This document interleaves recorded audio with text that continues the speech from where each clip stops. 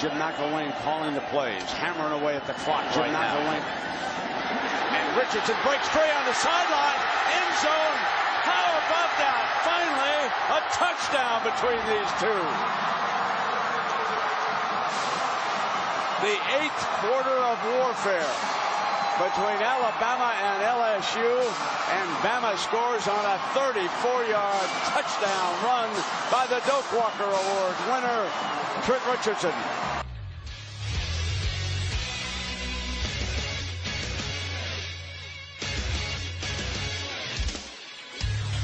That was the call from Brent Musburger on Trent Richardson's 34-yard touchdown score to send Alabama to their second national title in 3 years. Much more post-game coverage and reaction to the game last night. Once again, Bama wins 21-0 shutout in New Orleans. This is Double H Radio. Well, the game went not as expected. To me and many others, I did not think Alabama could pull out a shutout against Jordan Jefferson and the LSU Tigers. Let's start with the Alabama defense, and not much to say other than pure greatness. Nick Saban, an unbelievable job with the 44-day layoff to get his team ready to go, and to get this defense ready was just phenomenal. They gave so many different looks. They only gave up 92 total yards. 92. Absolutely amazing. And they didn't even let LSU into their territory until late in the fourth quarter. And that ended on the fourth play when Alabama caused Jefferson to fumble and Alabama recovered, sealing up the win. I mean, many people thought the game was boring. Which at times it was, but I mean it was just the dominating factor from Alabama that didn't let LSU do anything. I mean, LSU looked absent. The Honey Badger was not making plays, and the Alabama offense definitely caught the LSU defense off guard. I mean, McCarron came out right at the gate. I guess Nick Saban took John Elway's advice for Tim Tebow, and they pulled the trigger. McCarron 23 of 34 overall, 234 yards, but the main thing was they threw so many times on first down. You know, you have Trent Richardson, Heisman candidate, in the backfield each down, and LSU was probably thinking run, and they'd go pass, and McCarron put the ball where it needed to be, and where LSU defenders could not get it, and just great throws and great catches by an Alabama offense that had to step up because Marquise Mays left the game early in the first quarter due to a hamstring injury and did not return. It's tough to see that kid go down in his last game in an Alabama uniform. But the Alabama offense got it together and just played outstanding football. Les Miles was asked in the post-game press conference why he did not play Jared Lee towards the end of the game.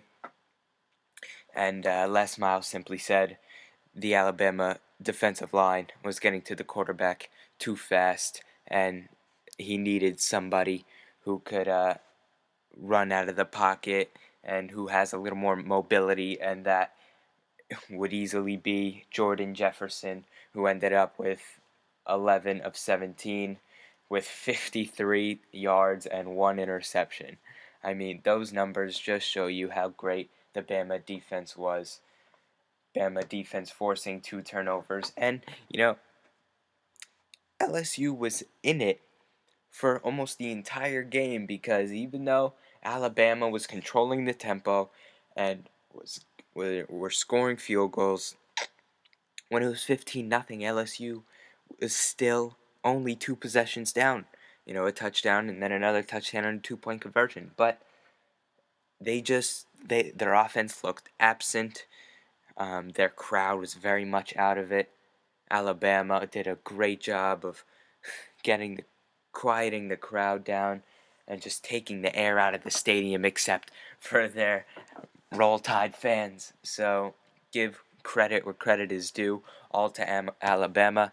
I picked them to win this game. I said they would win 17-13. Obviously, that was not the case. They get a shutout against LSU and, of course, scored 21 points, which is misleading because, if somebody wakes up the next morning and sees, they won 21-0 and think they scored 3 touchdowns, yeah, that's not the case. Actually, it was 5 field goals, a touchdown, and a missed extra point. Doesn't get much weirder than that, but typical Bama, LSU, fight to the finish. And it was just Bama who dominated the entire way through.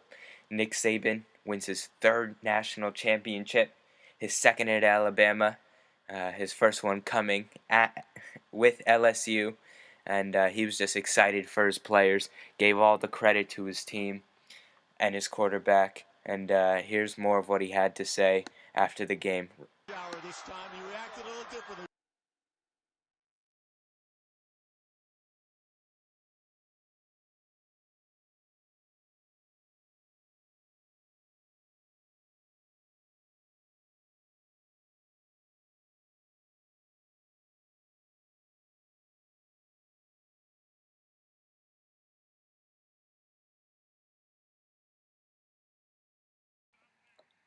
So you can see his excitement in the middle of the field with Tom Rinaldi after getting the Gatorade bath. If you remember, he did not like the way his players did it when they beat Texas 2 years ago. But this year, a little more joy from Saban, and as it should be. Let's move away from the title game for the moment.